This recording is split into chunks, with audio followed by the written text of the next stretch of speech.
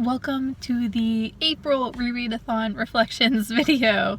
A little bit late this month, as always, and I did skip March. I didn't forget about the Rereadathon. It was just the book I had picked was not a book that I was really in the mood for reading when life was kind of stressful, so I definitely will go back to that at some point and like fill out that prompt at a later date. Just I kind of wasn't in the right frame of mind for that book, so we're just going straight to the April prompt, which is to reread a book from a genre you don't read very much anymore.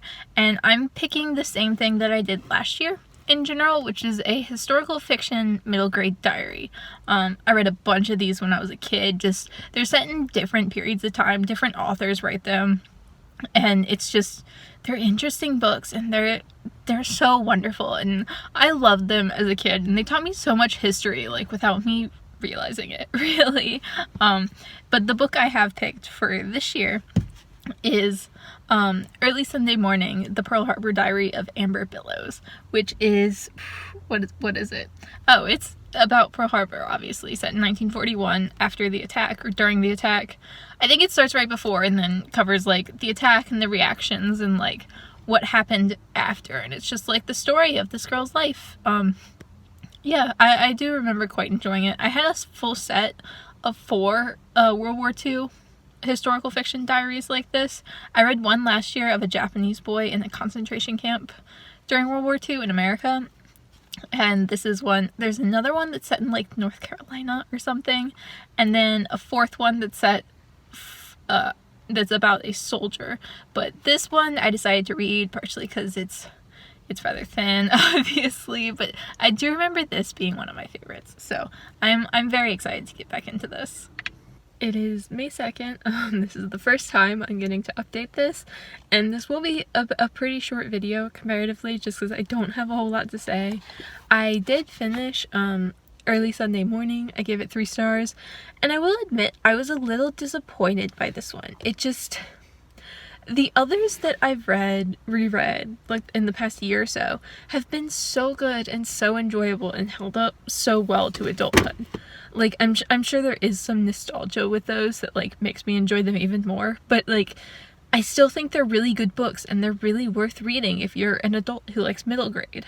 But this one, not so much. It was just, like, way too short, and it would like introduce a character and then there would be an emotional moment with that character later, but you only ever had the one introduction, so you never got to like know them or really think about them very much. Like, this is only 129 pages, and I think I showed before, oh, that's the wrong page. It's hard to do this one-handed. Like, the font and the margins are like huge, so you really do fly through this. And she doesn't even spend the whole time in this book in Hawaii. When you meet her, she's in Washington DC, and it's just kind of like, I don't know, like she's only in Hawaii for about a month, like including Pearl Harbor.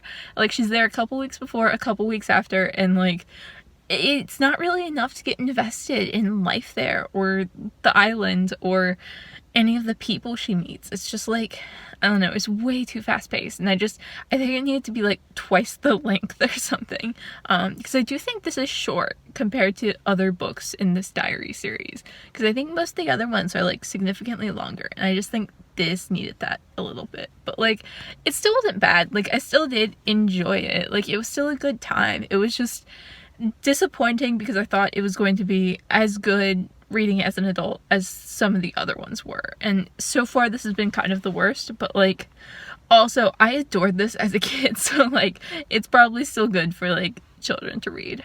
So that concludes the reflection for April. And now for May is the next month, right? Yes. For May, the prompt is to read a second chance book, something you didn't like, something you DNF'd, something you had mixed feelings about, etc., etc. For that, I plan to read Neverwhere by Neil Gaiman. I read this in college and really didn't retain a whole lot of it, to be perfectly honest. So I do plan to read this, re-experience it, see if maybe it was my mood at the time that was the reason, because I did read it for a class, and that's never the best way for me personally to experience a book. But maybe it was the books. So I guess we will find out in May. Let me know down below if y'all are still participating in the rereadathon and what you read for March, what you read for April, since I missed both of those, what you're planning to read in May, and as always, thank you so much for watching, and I will see y'all again soon.